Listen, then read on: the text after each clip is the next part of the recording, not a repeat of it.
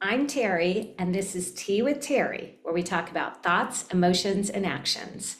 So today I want to talk about the emotion of amusement. And amusement is described as a pleasurable diversion from work or duty. So, one of the things that's really cool is it also relates to play and playfulness. So, according to researchers, amusement is connected to humor and includes elements of playfulness. So, in other words, when we feel amusement, we feel playful with those around us. Why is play so important? Well, in the 1970s, there was a researcher, Stuart Brown, who was studying a tragic event, which was the Texas Tower shooting. And there was a mass murder. And he used that study to determine like what had happened in this individual's past, and that led him to connecting with other inmates that were on death row and criminals who had committed really heinous acts. And what he discovered in common was that all of them had lacked the ability to learn to play or been allowed to play and to cultivate playfulness in their life as children. And what happened was they ended up with their brain not developed in the areas of emotional intelligence. So we see that play actually helps develop emotional intelligence, including empathy.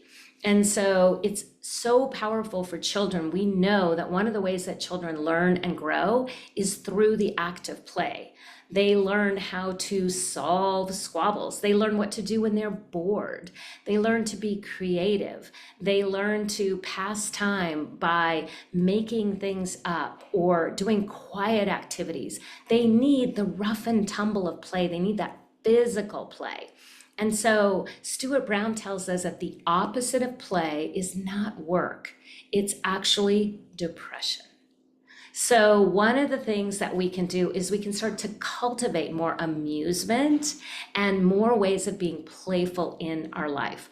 Particularly if you're like me, somebody who used to drink and overdrink, and perhaps you stopped playing, you stopped amusing yourself or being amused by others because you were really caught up in this cycle of, I drink for all of the activities. Drinking feels amusing. I don't need to cultivate playfulness or activities with other people because I just have my bottle of wine. And so as we come out of that pitcher plant, as we start to explore life on the other side of drinking, we can start to explore what does it look like to add more play into our life, and why do we want to do this? So we really want to do this because we get an opportunity to connect with other people and to grow individually.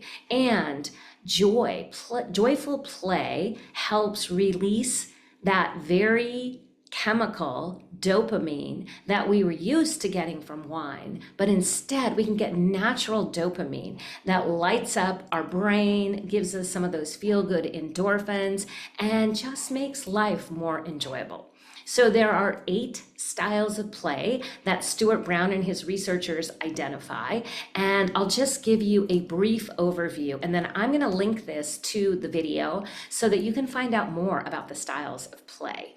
And really what I invite you to do is, first of all, recognize perhaps your go-to style, but then think about how you might explore adding some playfulness by choosing to enhance the other styles of play. So there is the collector, someone who likes to collect things, and that's a very playful thing to do. We see whole conventions around people collecting stamps, collecting badges and pins, collecting memorabilia of some sort.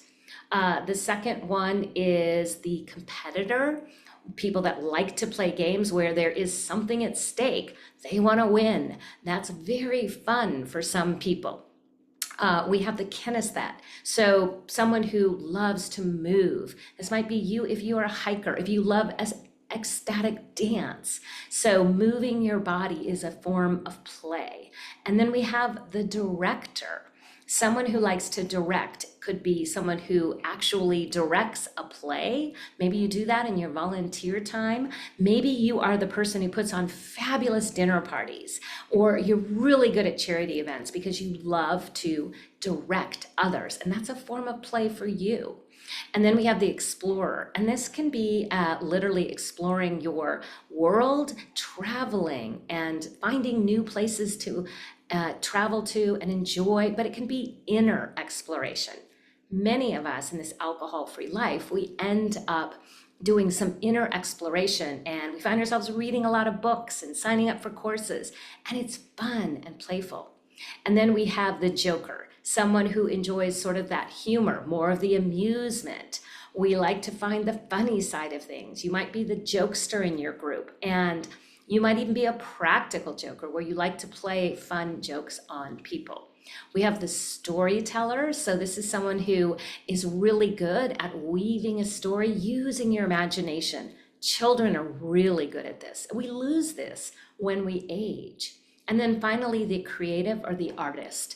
Many people find their form of play through painting, knitting, pottery, all kinds of creative arts, musicians. So I invite you to explore what could make your life more playful, and therefore you could find more amusement. All right, well, that's T for Teri this week. I'll see you very soon.